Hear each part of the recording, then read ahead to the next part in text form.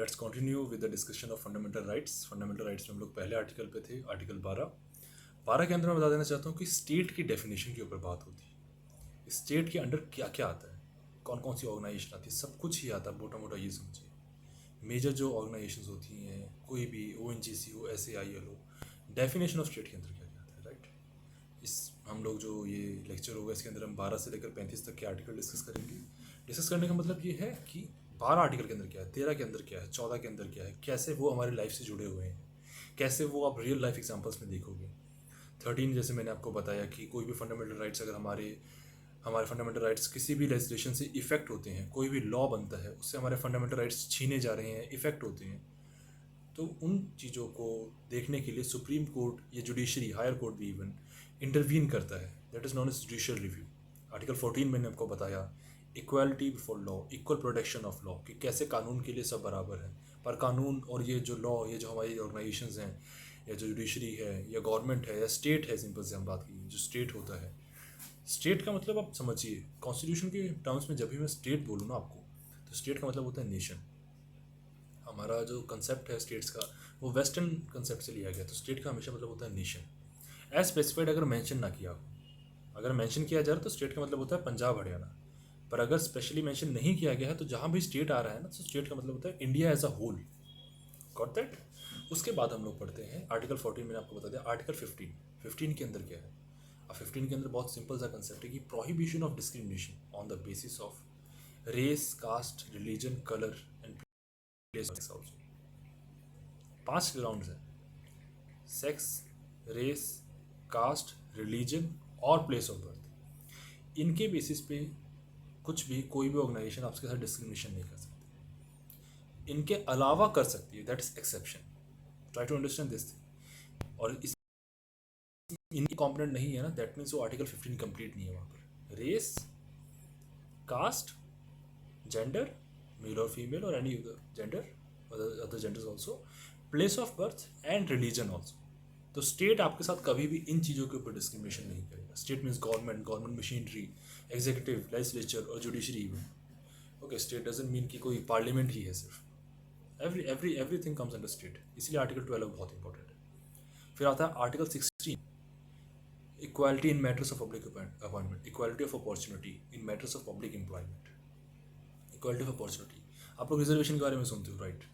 बहुत इंदिरा सानी जजमेंट बहुत फेमस है, OBC का जजमेंट है, ठीक है। मंडल केस बहुत इंपॉर्टेंट है। ये सब क्यों है, ये सब चीज़ें इतनी ही हमारे हम लोग पढ़ते हैं कॉन्स्टिट्यूशन के अंदर, रिजर्वेशन वगैरह बहुत पढ़ते हैं, राइट। इक्वालिटी ऑफ अपॉर्चुनिटी, समाज के जो पिछड़े वर्ग हैं, जो इकोनॉमिकली या सोशली बैकवर्ड है, EWS को रिजर्वेशन दिया जाता है, या OBC को रिजर्वेशन दे रखा है, या SC ST को रिजर्वेशन दे रखा है, वो 15 और 16 आर्टिकल्स के अंडर ही आते हैं। 15 सब+4, 16 सब+4, ये बहुत इंपॉर्टेंट आर्टिकल्स हैं कि public employment, that mean state या जो नेशन एम्प्लॉयमेंट प्रोवाइड कराता है, उसमें सब लोगों को हिस्सा मिले, सब लोगों को हक मिले अपने एम्प्लॉयमेंट गेन करने का, राइटफुल एम्प्लॉयमेंट गेन करने का। इसीलिए रिजर्वेशन जैसे प्रिंसिपल्स आए, रिजर्वेशन जैसे प्रोविजंस आए कॉन्स्टिट्यूशन के अंदर। 16 सब+4 के अंदर पब्लिक एम्प्लॉयमेंट में, 15 सब+4 के अंदर एजुकेशनल इंस्टीट्यूशंस के अंदर आपको वो रिजर्वेशन मिलता है। Got that. 16 और 15 के बारे में आपको थोड़ा बहुत पता लग गया बच्चों। फिर आते हैं हम लोग 17 आर्टिकल में। 17 आर्टिकल है अबोलिशन ऑफ अनटचेबिलिटी। बहुत नॉर्मल सा कंसेप्ट है अनटचेबिलिटी, आपने सुना होगा, या जो लोग गांव से आते हैं, दूर दराज से आते हैं, आप लोगों ने बहुत सिंपल सा कंसेप्ट सुना होगा, छुआछूत। जो लोअर क्लासेस होते हैं, अनटचेबिलिटी बहुत सुना होगा। गांव वगैरह में अगर आज भी बहुत पुराने गांव होंगे ना, तो वहाँ पर ये कंसेप्ट अप्लाई होता है। अभी तो बंद है, ठीक है। बहुत सारे लॉज आ चुके हैं, बहुत सारे प्रिंसिपल्स आ चुके हैं, बहुत सारे प्रोविज़न आ चुके हैं ऐसे लॉज के अंदर कि ये चीज़ें ना हो। लेकिन somewhere down the line we live in India, ruralisation कभी खत्म नहीं होगा हमारे यहाँ पर, तो वो कहीं ना कहीं है। लेकिन हमारे संविधान में प्रॉपरली मेंशन है अबोलिशन ऑफ अनटचेबिलिटी। अबोलिशन आप समझते हैं कि 1% भी कहीं, 0.1% भी कहीं ना रह जाए। अबोलिशन ऑफ अनटचेबिलिटी, और साथ में एक और पॉइंट मेंशन है, इन एनी फॉर्म, किसी भी तरीके का। तो कभी कभी एवोल्यूशन ऑफ अनटचेबिलिटी यही नहीं होती कि छूने से आप किसी चीज़ को एक्सेस नहीं प्रोवाइड करा पा रहे, किसी भी क्लास को। आई नॉट नेम स्पेसिफिक क्लास, मैं एक स्पेसिफिक दर्जे का नाम ही लूँगा। कोई रेस्टोरेंट में एंट्री नहीं दे रहा, कोई कुएं पे एंट्री नहीं दे रहा आपको, कोई कॉलेज में या स्कूल में एंट्री नहीं मिल रहा। अबोलिशन ऑफ अनटचेबिलिटी, आपको किसी भी फॉर्म के अंदर वो एविडेंट नहीं होगा। Article 18, abolition of titles.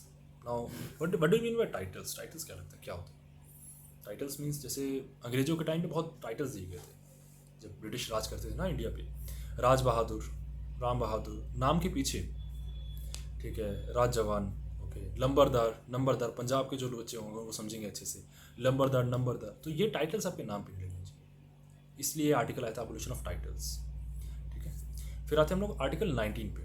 Article 19 बहुत इंपॉर्टेंट है हमारे लिए, क्योंकि आर्टिकल 19 के अंदर ना अब बहुत सारे लोग आप देखते हो कि प्रोटेस्ट करने वालों को पुलिस प्रोटेक्शन देती है ना। What do you mean by this की पुलिस की प्रोटेक्शन देती है? तो आर्टिकल 19 में वो सब प्रोविज़न है, आप पीसफुली असेंबल हो सकते हो विदाउट आर्म्स, कोऑपरेटिव फॉर्म कर सकते हो, freedom of speech and expression, आप बोल सकते हो, we are free to express our views, we are free to express our opinions, that are subject to be reasonable restrictions also, उस पर भी रिस्ट्रिक्शंस है। ये नहीं कि fundamental rights are negative in nature because they put restrictions on the state, but they are also positive in nature because they are important for an individual development.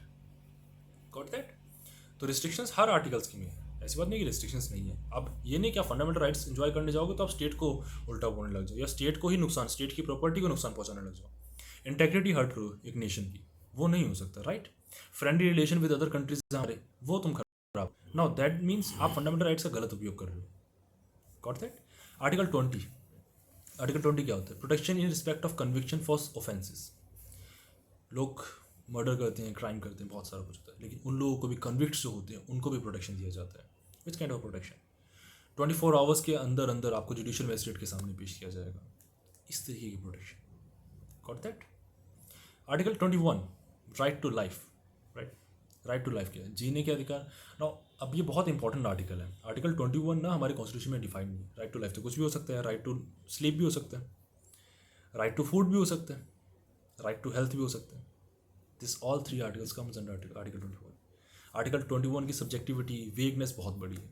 Supreme court जब भी कोई लगता है कि आर्टिकल इसमें आना चाहिए तो आर्टिकल 21 के अंदर डाल देता है, जो हमें लगता है कि इंपॉर्टेंट है हमारे कॉन्स्टिट्यूशन के लिए। ओके, तो article 21 right to life. Article 21A, right to education. Education important है हमारे कंट्री के अंदर, इन स्पेसिफिक क्लासेस के लिए एजुकेशन होनी चाहिए। 22 बहुत इंपॉर्टेंट है कि protection against arrest and detention in certain cases. Arrest and detention, अब अरेस्ट आप लोगों को पता है, पर डिटेंशन आपने नया वर्ड सुना होगा। Now what do you mean by detention? क्या होता है इसका मतलब? सरल भाषा में और सिंपल भाषा में आपको बताऊं मैं, डिटेंशन का मतलब होता है डिटेन करके रखना किसी को, डिटेन करके रखना। अगर हमें लग रहा है, एग्जीक्यूटिव मशीनरी को लग रहा है कि ये इंसान या ये क्रिमिनल, ये certain person that is harmful for our state, for security of the nation, तो they will gonna detain a person, but उसका भी एक प्रोविज़न होता है।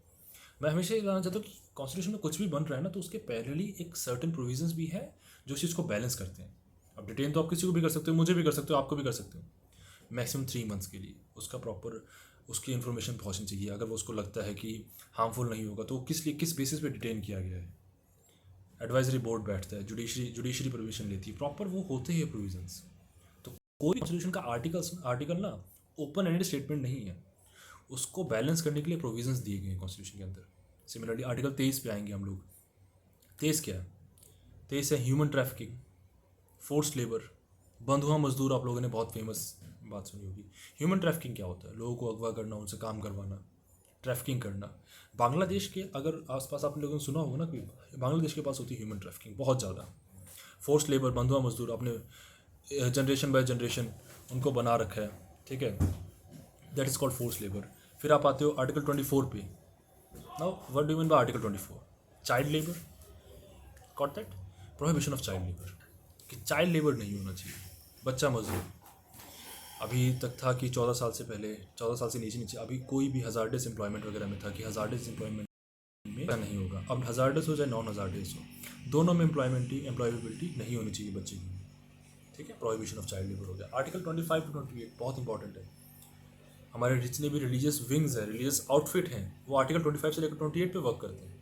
टैक्सेस नहीं दिया जाता। आर्टिकल 27 बहुत फेमस, एग्जाम्पशन मिला हुआ है। कोई भी इंस्टीट्यूशन होगा, whether it's a Muslim organisation, whether it's Hindu organisation, whether it's Sikh organisation, whether it's Parsi और क्रिश्चियन ऑल्सो, कोई भी ऑर्गेनाइजेशन की वर्किंग के लिए, एडमिनिस्ट्रेशन के लिए उनको टैक्स नहीं देना पड़ेगा। Got that? Article 29 to 30 minority rights. वो है minority, I think so every one except Hindu is minority in this country. तो माइनॉरिटी के राइट्स होते हैं, मुस्लिम के राइट्स हैं, पारसी के राइट्स हैं, ज़ोरास्ट्रियन के राइट्स हैं, क्रिश्चियन के राइट्स हैं, बुद्धिज़्म के राइट्स हैं, जैनिज्म के राइट्स हैं। दे मतलब राइट, वो आराम से अपना एजुकेशन इंस्टीट्यूशन खोल सकते हैं, उसमें वो अपना पढ़ाई करा सकते हैं, अपनी एजुकेशन, अपनी तालीम दे सकते हैं। बहुत सिंपल, मैं सरल भाषा में बोलूँ, तालीम दे सकते हैं। इसलिए मदरसा से होते हैं, ठीक है, जैसे इस्लाम में होता है। सिमिलरली क्रिश्चियन के होली मिशनरी स्कूल्स होते हैं। मिशनरी स्कूल्स का कंसेप्ट कहाँ से है? आर्टिकल 29-30 और बहुत इंपॉर्टेंट आर्टिकल्स हैं 12 से 35 के बीच में। जैसे बहुत अपने इंपॉर्टेंट आर्टिकल सुना होगा, राइट टू कॉन्स्टिट्यूशनल रेमेडीज़, कि अगर मेरा कॉन्स्टिट्यूशनल राइट कल को वायलेट होता है, right, constitutional right article violate हो गया तो अब क्या करें? किसके पास जाएं? किससे पूछें? पुलिस से पूछें? किससे पूछें? नहीं, there are proper ways mention. Heart and soul of the constitution बोला जाता है आर्टिकल 32 को, right to constitutional remedies, right. B.R. Ambedkar ji ने बोला था heart and soul of the constitution. अब क्यों बोला जाता है कि कल को किसी का भी फंडामेंटल राइट्स अगर वायलेट होगा ना, they are able to go to the judiciary for the violation of their fundamental rights. और दैट आर्टिकल 32 में डिफरेंट काइंड ऑफ प्रोविजंस हैं, habeas corpus, certiorari, prohibition, quo warranto. Okay, ये provision किस लिए है? ताकि आप लोग को कोई भी आपका आर्टिकल वायलेट होता है तो you will be able to go to higher judiciary, high court and even supreme court, so that you will be able to get the treatment कि यार मेरे साथ ऐसा क्यों हुआ है। Any of your right get violated, because provision तो होना चाहिए ना। आर्टिकल देने से कुछ नहीं होता, फंडामेंटल राइट्स देने से कुछ नहीं होता, उसको संवैधानिक दर्जा देने से कुछ नहीं होगा जब तक आप उसकी रेमेडी नहीं बताओगे। तो राइट टू कॉन्स्टिट्यूशनल रेमेडीज इसलिए इंपॉर्टेंट है आर्टिकल 32। ओके, तो यहाँ से हम लोग ब्रीफली जान चुके हैं कि 12 से लेकर 35 आर्टिकल के बारे में क्या क्या information. Okay, thank you very much.